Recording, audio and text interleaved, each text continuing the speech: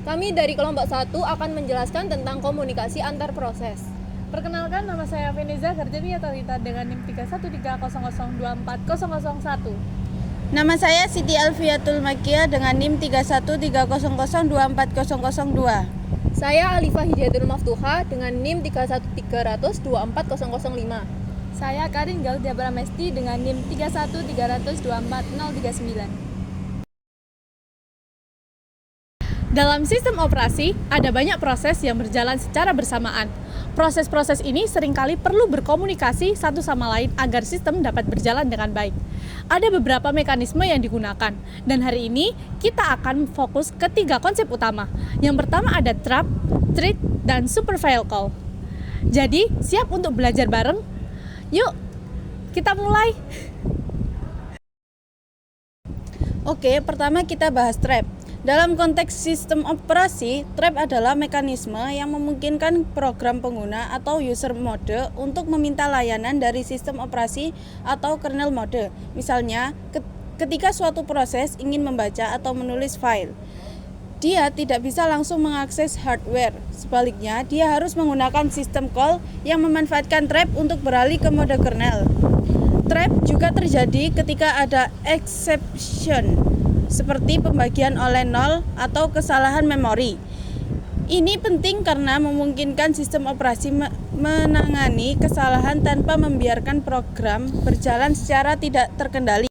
Contoh nyata dari trap dalam komunikasi antar proses adalah ketika sebuah program ingin mengalokasikan memori tambahan.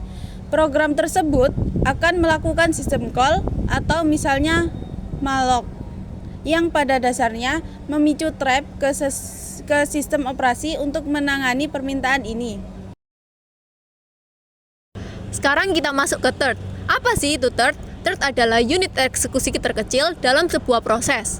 Satu proses bisa punya banyak thread yang berjalan secara bersamaan, berbagi sumber daya yang sama seperti memori dan file.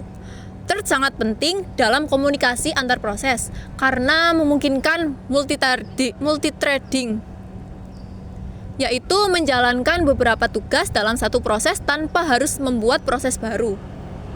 Dengan cara ini, komunikasi antar thread jauh lebih cepat dibandingkan antar proses karena mereka berbagi ruang alamat yang sama.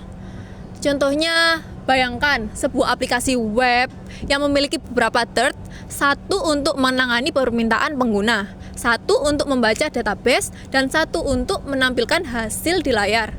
Semua thread ini bekerja sama untuk menjalankan satu aplikasi dengan lebih efisien. Namun, ada tantangan dalam pengguna thread, yaitu sinkronasi. Karena thread berbagi sumber daya yang sama, kita harus berhati-hati agar tidak terjadi kondisi balapan, race condition, di mana dua thread mencoba mengakses data yang sama secara bersamaan tanpa koordinasi yang baik. Yang terakhir, kita bahas supervisor call. Ini mirip dengan trap, tetapi lebih spesifik untuk interaksi antara proses dan sistem operasi. Saat sebuah program berjalan dalam user mode, dia tidak bisa langsung mengakses sumber daya sistem seperti hardware atau memori yang dilindungi. Untuk itu, dia harus menggunakan supervisor call untuk meminta bantuan sistem operasi.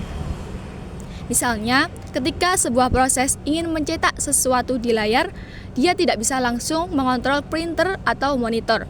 Sebaliknya, dia akan memanggil fungsi sistem operasi melalui supervisor call, yang kemudian akan menangani permintaan tersebut di kernel mode.